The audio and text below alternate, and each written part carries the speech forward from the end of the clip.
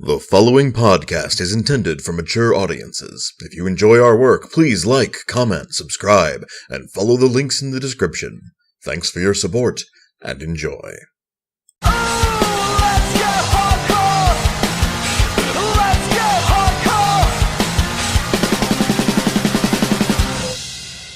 Greetings and salutations, listener. It is I, Eric J. Chucci, joined, as always, by my, French hobo? French hobo the boy. Hey! This is Two Nerds Podcast, and this week we are talking about a good game. Not the concept of like, sportsman-like competition. No, the fun YouTube Red series, hosted by and starring the Game Grumps. Yeah, they did some fun live streams where they watched it. We didn't watch those. We watched just the episodes. YouTube Red be handing out free subscriptions like they cake. Yeah, they gave me 3 months, so we're using it. Yeah, speaking of which, none of our videos are monetized, so if you guys want to get one of those free YouTube Red dealy boopers, please use it on people who need it, like Pro Jared. Not us, because we don't get anything for it. I mean, by all means, still listen to the podcast. Just don't be, like, trolling the archive like, I'm helping. Because you're not. Yeah. Yeah, Pro Jared could use your help. Do things nice for things for him. Our videos don't make money anyway. Yep. We just do this because we like you, motherfucker. Yeah. Because there's Patreon, but, like, we do it because we like you. Link is in the description. Anyhow. But, yeah, we've been eyeballing this for a while. And first we were like, well, I don't know, YouTube Red. But then they were like, please take a subscription. Please, God, take the subscription. And, if you want to give me 3 free months of being able to listen to music on my phone, sure. I haven't really cared much about that. Honestly, I kind of missed the ads. What? Yeah, like it was a nice break between videos to go get a sandwich or whatever without having to turn the controller back on. I don't miss the ads at all. Mostly because the volume is never equalized. No, God, that's true. You end up cranking it down for the ad and have to crank me, it back up for the their video. secret stratagem is going to end up working.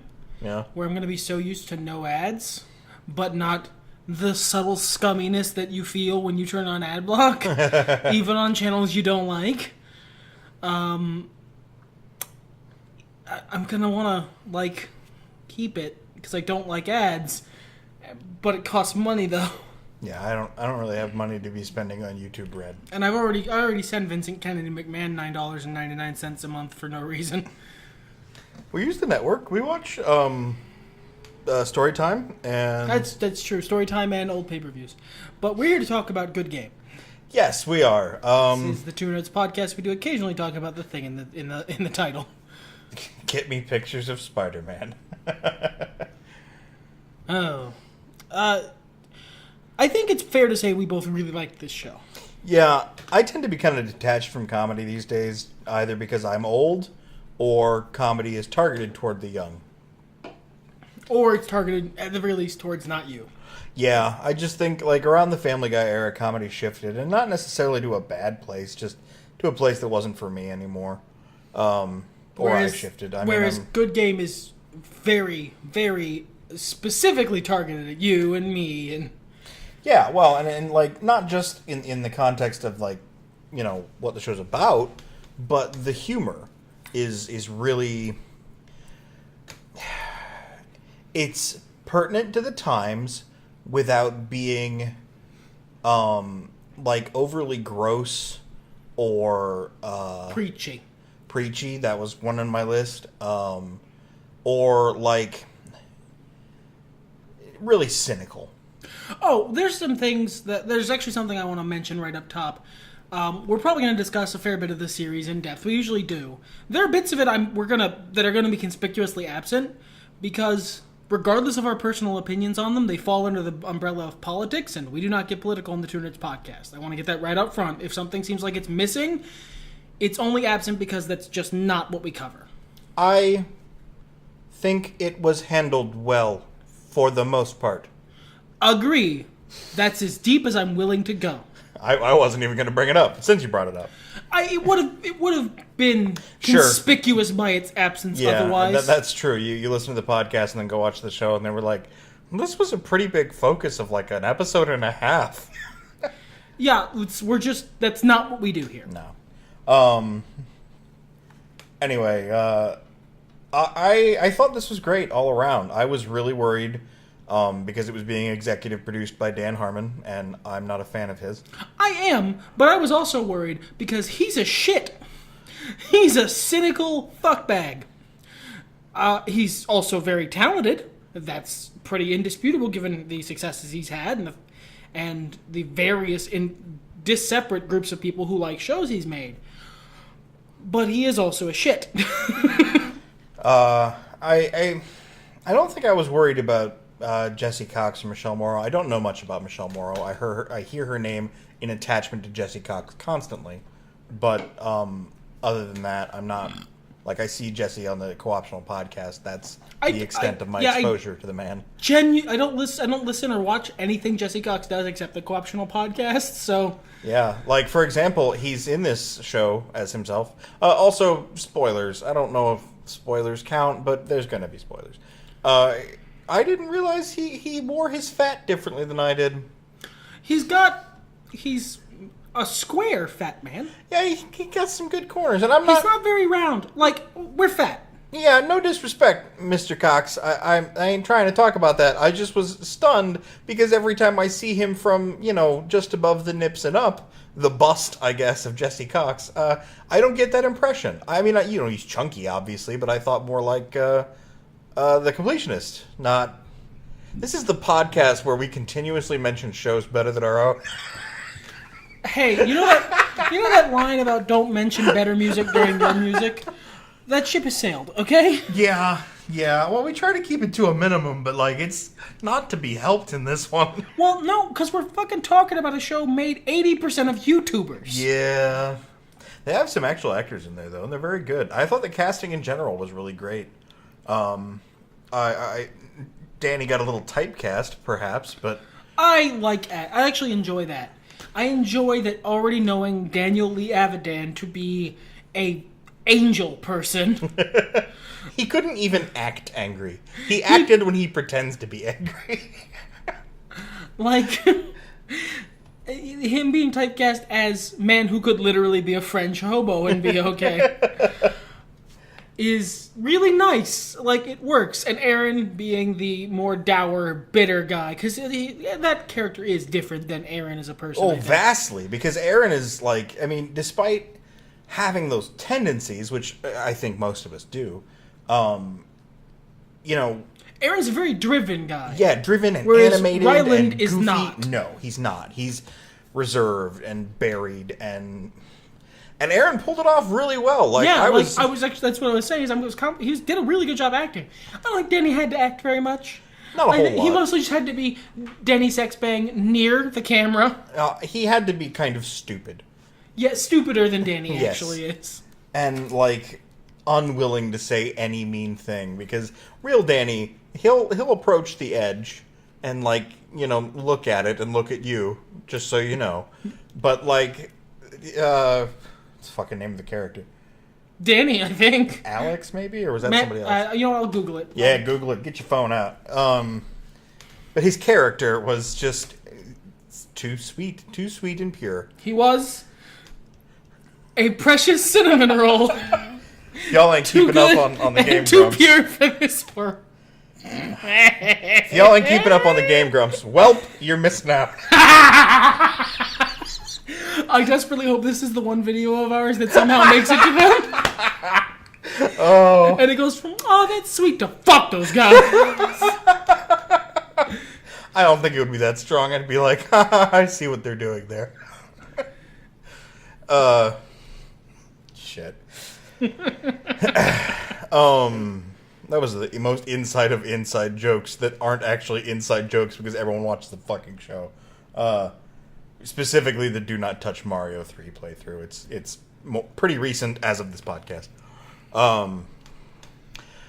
I don't really know most of the other guys, but I thought the acting... Alex. I was right, Alex. I thought the acting was really good. Yeah, special shout out to... I'm not going to pronounce that right. The guy who played Kamal. He was an excellent actor. He did. Yeah, dude. He played shitty, trolly 4chan teenager so... Not just well, it wasn't just funny, it was so accurately. Yeah, like the mood and the writing was incredible. I mean, I don't know how much to attribute this to the actual writers of the show and how much to attribute to Jesse and Michelle, but these characters felt three-dimensional, each and every one of them. And you hear this a lot, and it's often true, but this is one of those shows where you will see the characters and go, I know every one of those motherfuckers. I have personally associated with them. That's the only thing that kid's ever been in. Well, yeah, good start. I'm gonna go for it. I'm gonna mispronounce this. I apologize. Rahul Aburi, maybe. You see? Rahul Aburi, yeah, or Aburi, or. He was really good. I specifically wanted to call that out, and this apparently is his first role. Yeah, that's good stuff. I did want to mention Lorenzo. Or as he was so wonderfully referred to by Twitch chat in the show, Gay Voldemort. Yeah, I love him. He was not always three-dimensional. I would say of all the characters in the main cast, he was the one who devolved into caricature most often. Well, I would agree. And I have met people exactly like that. And exactly that caricature where you step back and go, is this guy real or is someone fooling me? Where Ashton Kutcher at, though? And no, they are honestly that kind of person. It's the weirdest thing to see in real life. But, yeah, I thought he did his job well. I thought the twists and turns the show took, plot-wise, were pretty good. They hit all the beats you expected them to hit for, on any underdog story in the modern age. But... they did it organically. There wasn't a lot of movie bullshit. Yeah, that's true. There wasn't a lot of that. There wasn't a lot of the contrivances. Right, or people getting overly emotional about shit for no reason. I think there was twice, and it was in the same episode, but it automatically, well, not automatically, but instantly resolved itself within minutes. In a logical way. So, yeah, it was good. This is Jade Payton, the young lady who played... I'll get her character name here in a second. This is also the first thing she's been in. Yeah? Yeah. She was a theater actress before this, it looks like.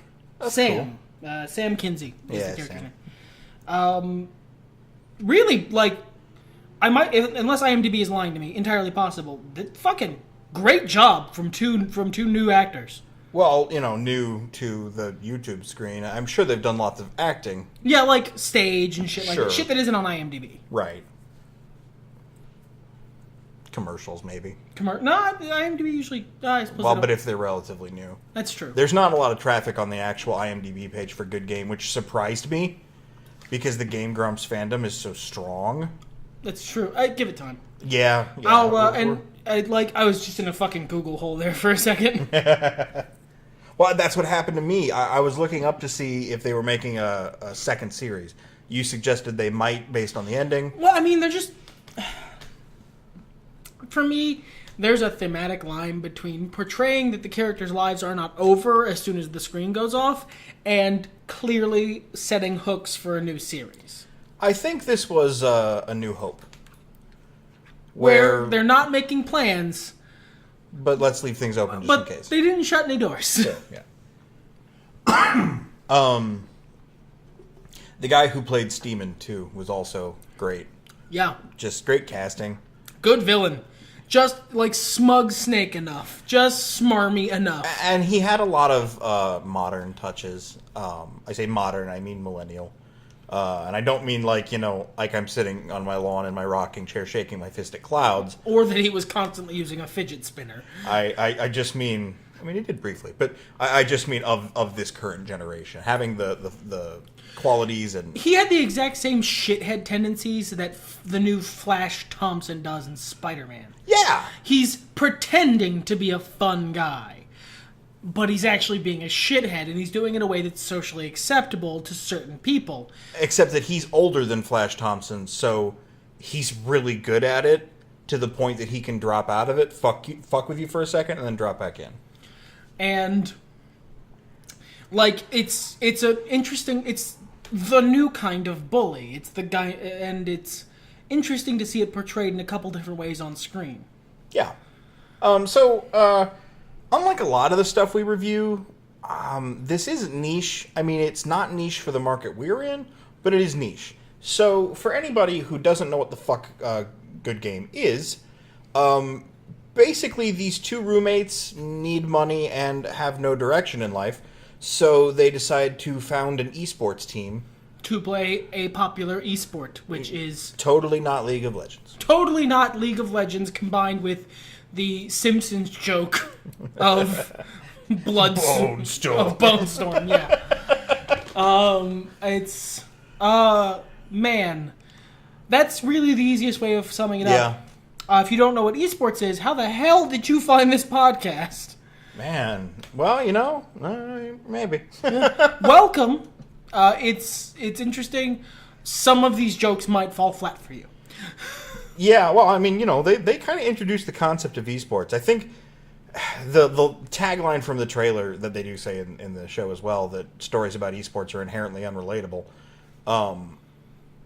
It rings true a little bit, but I also think the show did a good job of, like, in the first couple episodes setting up exactly what esports is, and then, like, in the episodes that follow showing how actually very complicated tournament shit is, which is why I love the fact that Jesse was involved, because he managed a Heroes of the Storm team for most of a year, I think.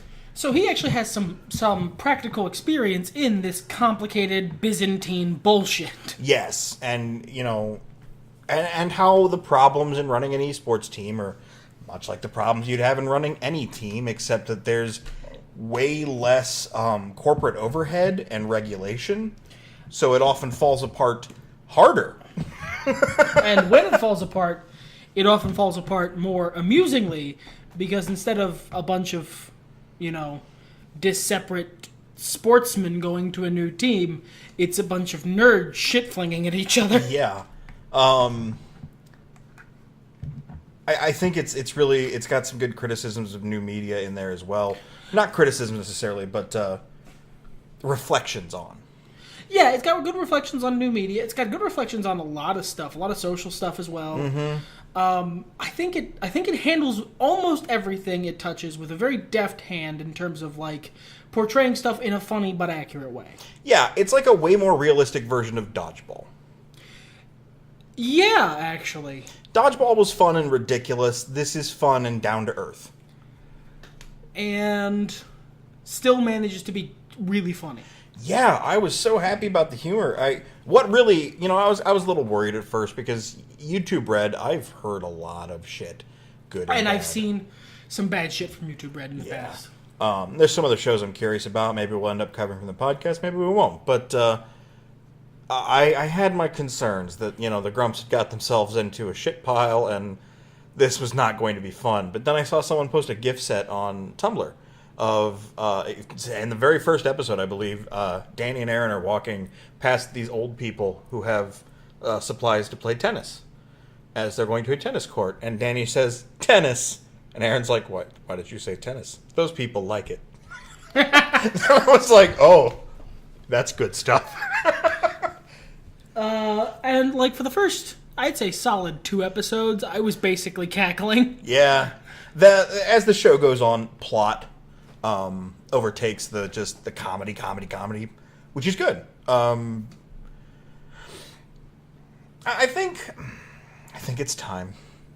I think the last episode was not quite as good as the rest of the series. I'd have to agree. For a number of reasons. I have one specific one. But I'm gonna try to go as close to the end of the podcast before letting you off your leash on this one. Okay. For obvious reasons. Yeah, I see. First of all, like, pacing-wise, it felt weird. it felt a lot like not every plot thread, but all but the most foreseeable plot threads were wrapped up in the episode previous. So it wasn't like there was a whole lot of nothing. It was just incredibly predictable, and there was so much information they had to relay to us that it was it felt less organic than the rest of the episodes. Like, I think maybe for pacing reasons this would have worked out better if it had 5 episodes instead of 6, and they were all 5 minutes longer. And I think it would have told the story a little more organically. But, that's hard to write sometimes. I'm not even sure how I would edit that down. It would be a hell of a job. So, one episode that was kind of a stinker it doesn't ruin the whole series. We laughed a lot. Boy, I believe you said you kept saying it was a really great show. Until I started to piss myself off. I had said it so much. So I had to stop because I was starting to annoy me. So, yeah. And if you've listened to the podcast and know how in love with my own voice I am, well, my own thoughts. I hate my voice. You know that takes a while. Alright, so the thing which... Okay, real talk, listener. This joke, the very, like, not the last joke in the series. The last joke in the series is a fart joke, which I thought was funny. It was a really, really decent fart joke. But the big joke, the joke the whole series is sort of, like, leaning into and leading up to, of the final confrontation with the bad guy team, is in the semifinals. And they celebrate winning the semifinals, and then like, oh, we still have to fight the finals. And then it cuts to the end of the finals, and they've lost, and it's to... The joke that should be there is simultaneously, I agree, the most obvious joke you can make in that situation, but also the best joke in that situation. There is not a better joke there than... they do all this work, and they come together as a team, and they beat the evil American team, and then they just lose to 4 identical Korean guys in glasses with the same haircut. That's the best joke there, because that's what happens in esports. I am notably not watching the League World Finals this year, because Telecom gonna win again. They always do! Them or 4 other identical Korean dudes in glasses with the same haircut. In the same sports jacket. It's usually Gunners. Is the same. Oh, God, yeah. Because, like it or not, because of the differences in our culture, they're better at video games than us. Especially competitive video games, like esport video games. It just is how it is, man. That's the funny joke there. It's the most obvious joke, but it's also the best one. They instead went with, they lost to a somehow even more implausible group of actually looking very nice, non-shitty people. Whereas these are 4 shitheads. And then, or 5, excuse me. And then the joke continues into the van after, as they're riding away from the thing. It's like, we'd honestly be bad people if we were mad about losing. And you can tell they're all mad because they're all bad people. That's the joke. That's not as good a joke as the thing that actually happens in esports. That's what happens in esports. It's somehow an even wackier team is not as good a joke. And it's such an absurd, easy bunt of a joke. It's such a slow pitch. It's that the fact that they didn't go for it fucked with my entire ability to enjoy the show for like an hour. Like... I was genuinely upset and unable to really, bask in having watched something good because the ending fucked up such an easy layup. Yeah. And we explored a lot of theories as to why that could have happened. I mean, look, I didn't think it was the best joke in the world either, but it didn't bother me. Bothered the fuck out of me. It did. Like, as I said that night, you were me in that instance. This was your Black Widow. It's just because it's a good show, and I had a great time with 98% of it. But that 10-second throwaway joke, It bothered me so much because that's such an easy layup that would fit the tone of realistically reflecting what happens in esports in a comedic way. Well, that they'd been building up to for the whole show. Basically, we figured one of two things. Either they went, plausible. That joke's too obvious, we gotta swerve them. Or, like, this was the intent the whole time, and they could have built better toward it. Yeah, like maybe mention. There's actually a scene almost right before this, like in the previous episode, where they make a joke. We're trying to show that you can be good at esports even if you're not 22 and Korean. And then they say, but not to say there's anything wrong with that. We'd be glad to take any Koreans at this point. Just adding the line, we're so lucky this is an American tournament, would have fixed this problem. Sure. Because that would make it an additional joke, and true, but they didn't, and so the series is building towards this joke, and then they just don't do it. It seems almost to intentionally fuck with your expectations. And maybe, I mean... It's Dan Harmon. Yeah, he is there. And Jesse, he's a little bit of a troll, too. Yeah. So, there's a number of reasons, and at the end of the day, like... It's one throwaway joke. It's not a big deal. But it was such an easy layup that they didn't go for, that it fucked with my ability to enjoy what I had watched for like an hour afterwards. I'm past it now, but it's just, it hit me just wrong enough. I feel that. Special shout out to the subplot that occurred after every episode. I enjoyed that greatly. That is the part that I don't want to spoil because it's I don't either. Fucking gold. It's good stuff. Give him the same. The same. I really liked the party episode too. Like, it was so weird. It was so weird in a way that I've gathered that a lot of like industry parties are. Yeah, well, like that's I keep hitting the cat with this grabber thing. Hold on. I'm sorry, buddy. You gotta pet that cat. Yeah.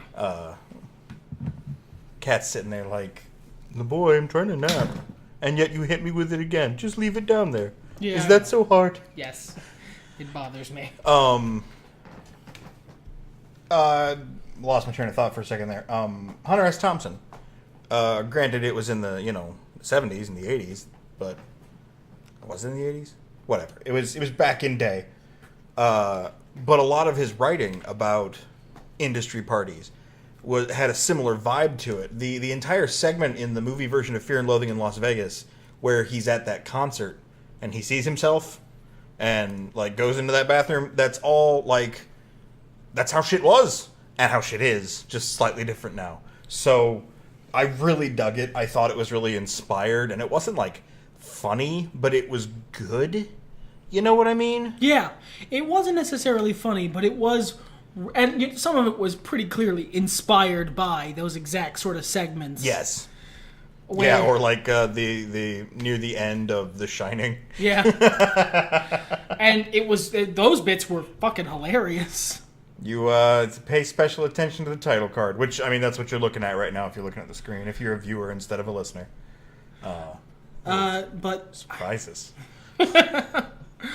I don't know what more I have to say on it. It is a genuinely good show.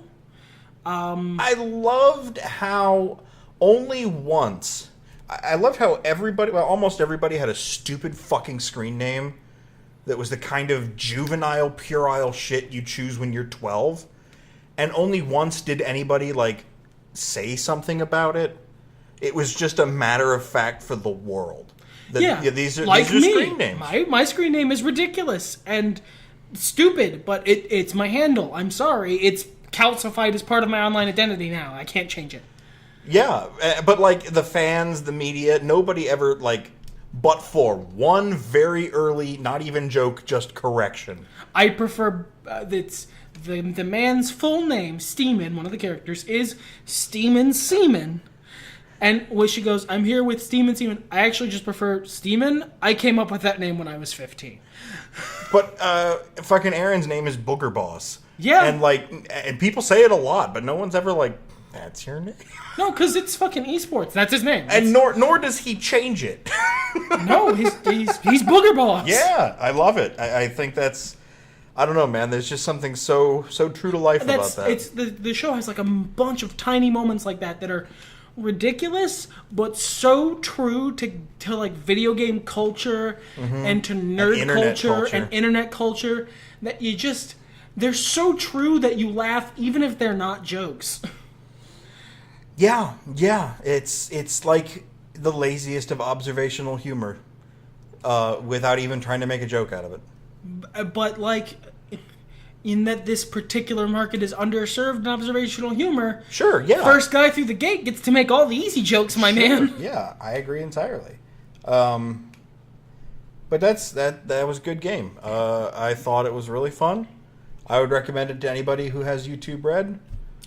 I don't know that it's worth paying for YouTube Red for. Well, but they're doing free trials, So, I mean, yeah. What the fuck are you doing? You're on the website right now, literally. Unless you're listening to this on SoundCloud, but nobody does. So, or if you're listening to it on YouTube Red, in which case this little ad section is not for you. No, we're not sponsored by YouTube, by the way, in any possible way. Yeah, they literally give us $0. They took my money-making powers away from me under false claims. But I don't give a shit because I still love doing a podcast for you guys. And even if the show was bad, I'm sure the Game Grumps would have had a great experience. Because everything's better when nerds talk about it.